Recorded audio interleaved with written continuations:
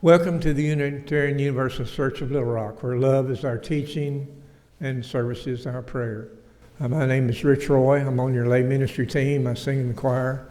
I'm one of your favorite folk singers, at least once a year. I bring all the old 1960s folk tunes back to you. I now invite Jeannie Brown to come forward to light the chalice and lead us in our affirmation of covenant, which is printed in your order of service.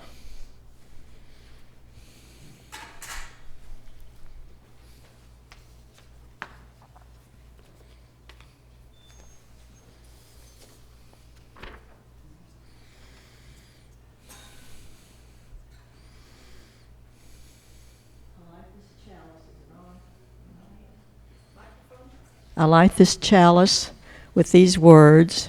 Open our eyes to see what is beautiful. Open our minds to learn what is true. Open our hearts to love one another.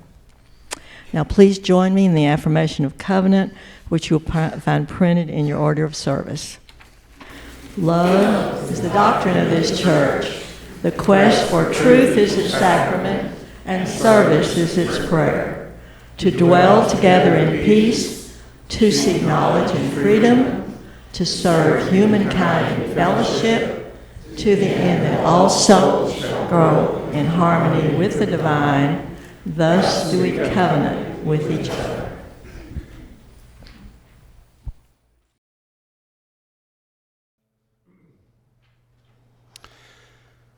One time during one of her lectures on the Hebrew Scriptures, Professor Tribble dropped a question in the air and let it hang there a moment before she moved on.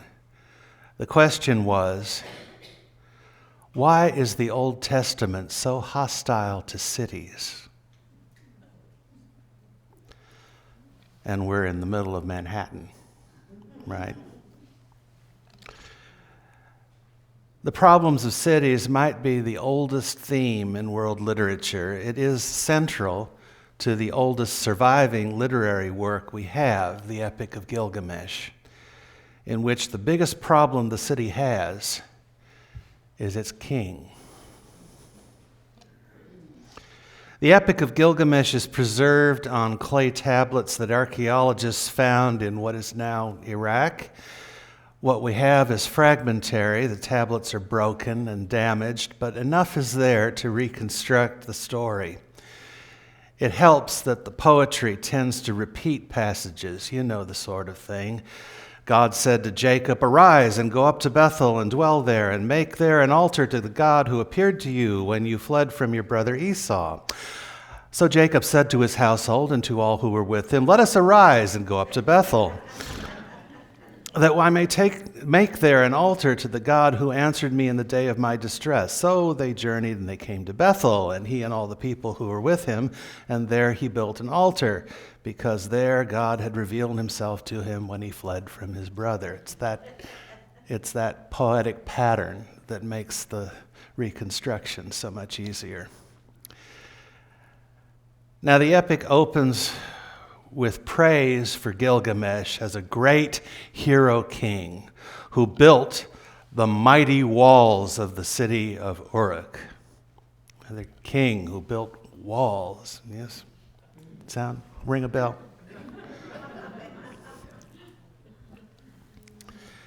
From other sources, we know that Uruk was founded by Gilgamesh's grandfather, Enmerkar, whose son Lugalbanda succeeded him as king of the city, and his son Gilgamesh then is the third king.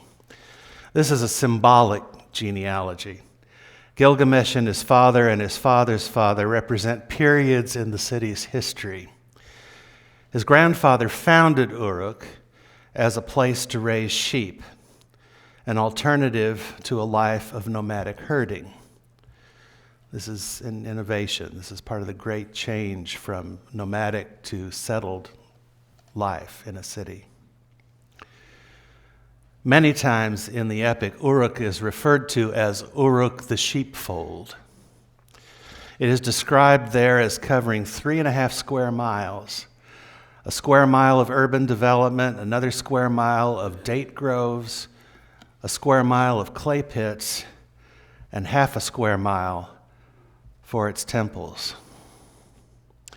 Now, Gilgamesh's father was a great hero king who fought wars of conquest to diversify the economy and make Uruk rich. A story survives about him that he wanted to trade with a distant, mineral-rich kingdom. And so, being a mighty hero, he sent an army and demanded a trade agreement. The king of that mineral-rich land refused to do business in that way, and so they entered a protracted set of negotiations that grew so complicated that they required the invention of writing. This is why we have this story. It's the story of the invention of cuneiform writing on clay tablets, the medium in which the Epic of Gilgamesh is preserved. Well, the negotiations got so complicated and so protracted that Gilgamesh's father ran out of patience and just conquered that territory. So much for writing. And it is reported that Ishtar, the goddess of that rich territory, when she saw how negotiations were trending, changed her allegiance, and so a temple to her was built in Uruk.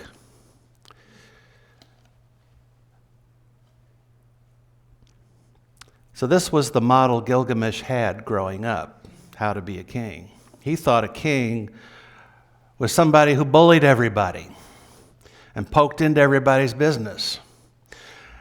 And so on the heels of all that great praise for Gilgamesh, who built the great walls of Uruk, the epic immediately goes on to describe what a tyrant King Gilgamesh was. Meddling in everything, pushing everybody around. It takes a special note of how Gilgamesh harassed the young men and women, interfering in their lives in very intrusive ways, including when one of the young men was to be married, making a very close inspection of the bride. So the people cry to the gods for relief from this tyranny. And the solution that the gods come up with, despite their track record with that whole flood thing, really was aimed at the root of what ailed Gilgamesh.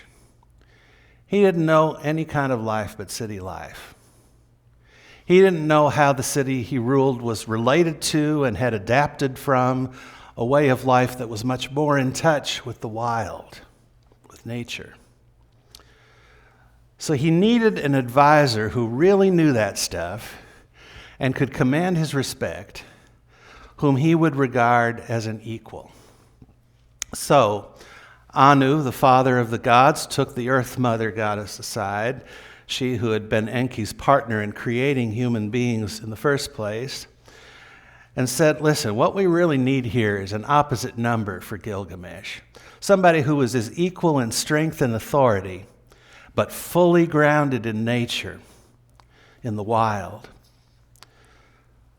So she takes some clay and goes out there into the forest, into the wild, throws the clay there and forms it into a wild man equal to citified Gilgamesh in strength. And this wild man is called Enkidu, a name derived from that prince of the gods, Enki, who had helped her create humans in the first place. So Enkidu has long hair and a furry body, and the epic says he knows not a people nor even a country. So just as Gilgamesh is ignorant of the wild, Enkidu knows nothing about human communities. He grazes with the gazelles. He drinks water at the water hole with all the other animals. And when he comes across a snare or a pit placed by a human hunter, if there's an animal trapped in it, he sets it free and destroys the trap. So again, just as Gilgamesh is insulated from the wild, Enkidu is only in indirect contact with human society. And this separation is not unique to them, the two of them. In the next part of the epic, a hunter who has found his traps destroyed all the time spots Enkidu with the other animals at the waterhole. He's seen Bigfoot. And he comes back to his village of hunters little rural town outside of Uruk, and says, I've figured out what's happening to our traps. There's a wild man out there. We need to capture him because he's preventing us from doing the work of the wild. You see, they look at the wild as a field of work. They don't see it for itself. This is the citified mindset. There's the work of the wild, and the work of the field, and the work of the grove, and the work of the sheepfold, and the work of the mines, and the craft work of the city. And it's all interdependent and all needs to be done to sustain city life. But in what Adam Smith would call the specialization of labor of it, what the average citizen knows is the work they engage in, and other kinds of work, while they may know of that work, they don't know much about it.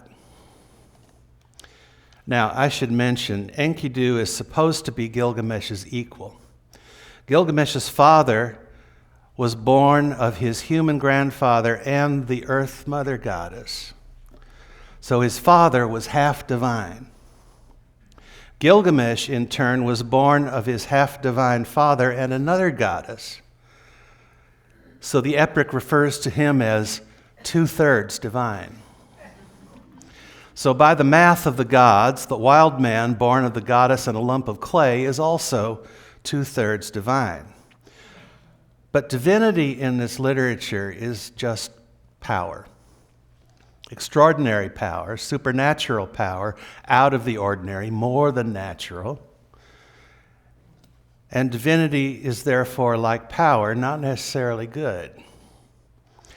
Enkidu spends his time saving animals from traps. Gilgamesh spends his time micromanaging and exploiting the lives of his citizens. Suppose Enkidu went to the waterhole and started trying to micromanage and exploit all the animals who came to drink. That would be to do on a grand scale what the hunter calls the work of the wild, to exploit. Well, meanwhile, back in Uruk, Gilgamesh has had some dreams that suggest he's about to encounter a power that he'll just adore. So to fast forward through the epic a bit, the hunting villagers send to Uruk for a courtesan to charm Enkidu into coming out of the wild, whereas they thought he was doing damage to their work, and into their village where they could keep an eye on him and control him. By the way, when she arrives, they ask her to do the work of a woman. Why is the Bible so hostile to cities? Maybe because this is what cities do to villages and to women. So Enkidu comes to the village where they put him to work as the night watchman. Well, in short order, Gilgamesh hears about Enkidu and orders that they send him on to Uruk so he can meet him. And the first thing the two of them do is fight. Enkidu has heard from the villagers all about how Gilgamesh tyrannizes the people of the city, and he's enraged that he's not instead doing the city equivalent of releasing them from the hunter's traps. Gilgamesh, of course, just sees another person to dominate. After they fight to a draw and are exhausted, they become best friends. This is what we call male bonding. Then Gilgamesh introduces Enkidu to his mother, who you'll recall is a goddess, who has the ill manners to point out that Enkidu has no kin and no brother. And now that he's learned a bit about city ways, this makes him sad. So Gilgamesh says, cheer up, let's go out into the wild together. There's a monster out there that guards a wonderful grove of cedar trees. We can kill the monster and boost our economy with all that cedar. You see what he's doing. The city kid knows nothing about the wild, now has a best friend who knows all about it. So now he can go do to the forest what his father did to that kingdom with all the minerals. He has no other model for how to be king. So off they go and kill the monster and take the cedar. When they return, they're celebrated as heroes. Uruk is now richer, hooray! And even the goddess Ishtar, you remember Ishtar? She was the goddess of that mineral-rich kingdom who transferred her allegiance to Uruk. Even Ishtar favors him and asks him to marry her. But Gilgamesh spurns and insults her instead, and Enkidu joins in. So, hell hath no fury like a goddess scorned. She goes to Anu, the father of the gods, and demands that he release to her the bull of heaven, whom we call the constellation Taurus. Now, bulls were a symbol of power in the culture that produced this epic. And you might domesticate a bull to pull a plow, but a wild bull was just an uncontrollable power. In the early section of the epic that describes Gilgamesh's tyranny, he is said to have become a wild bull in the city, an uncontrolled power. A bull in a china closet, we still say. So what Ishtar is asking for is the source of all the untapped divine power in heaven.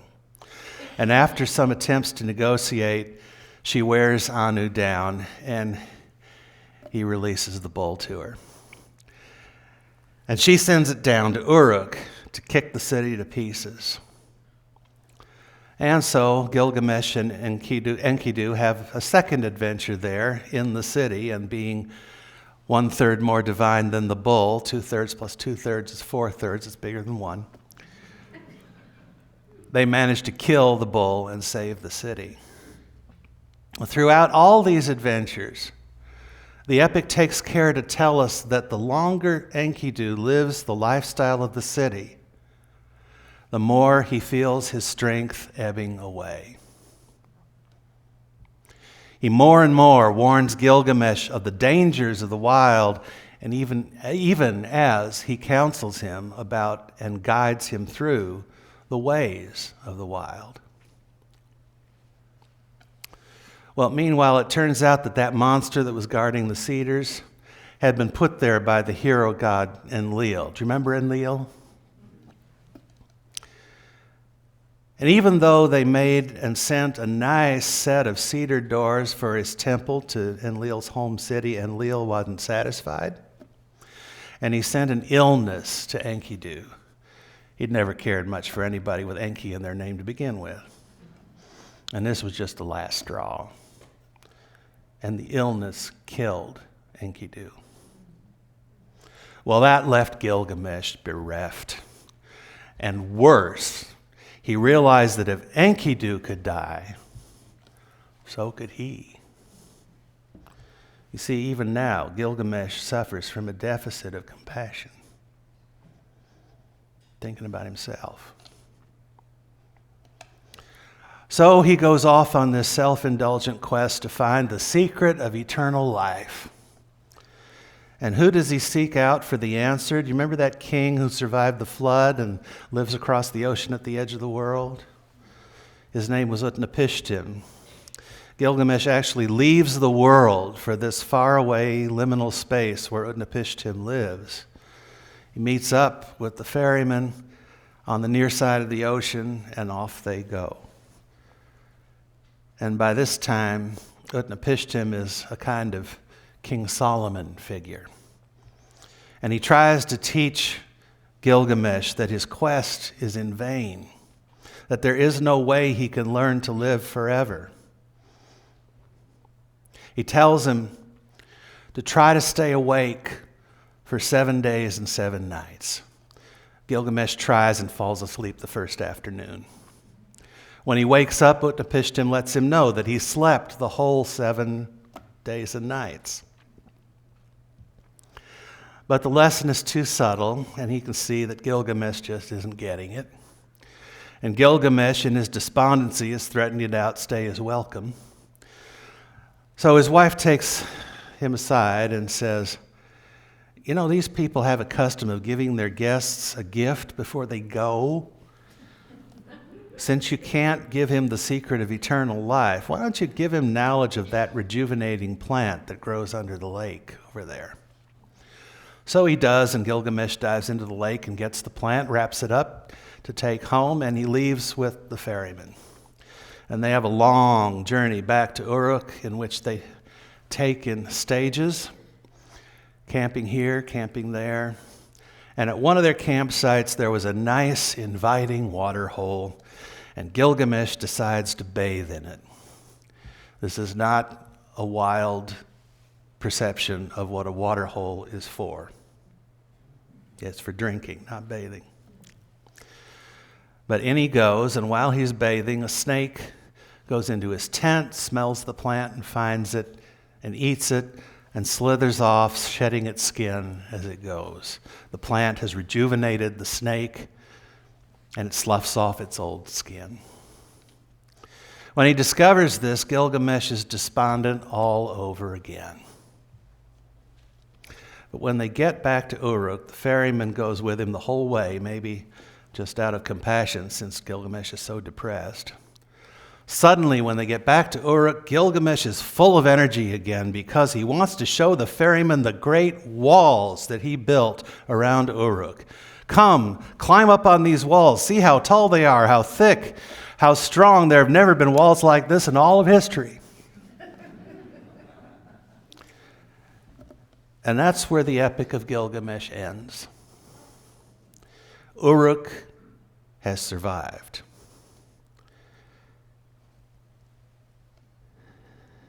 The epic is all in the past tense. It is told after Gilgamesh's reign. It begins saying, "He came a far road, was weary, found peace, and set all his labors on a tablet of stone." Gilgamesh wrote this story himself? No. He left monuments to himself in town. He built the rampart of Uruk, the sheepfold. Gilgamesh, the tall, magnificent, and terrible, who opened passes in the mountains, who dug wells on the slopes of the uplands and crossed the ocean, the wide sea, to the sunrise, who scoured the world, ever searching for life, and reached Utnapishtim through sheer force. Who is there can rival his kingly standing and say, like Gilgamesh, "It is I am the king"? I wonder these days whether there is meant to be a touch of irony in all of that initial praise. When at the end of the epic it is not reasserted by the narrator, but proclaimed, and only briefly, by Gilgamesh himself. In what might be read as an attempt to distract himself from his own disappointment and depression. Well, may we draw from the ancient tale of Gilgamesh what wisdom and consolation we can. And may we contain the wild bull of our time until the burden is removed and we are free to sing of what we have suffered to bear it. So may it be. Amen.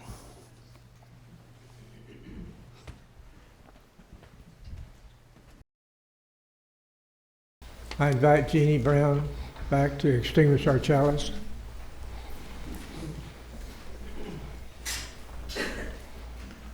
Please join me in saying our closing words, which you will find printed in your order of service.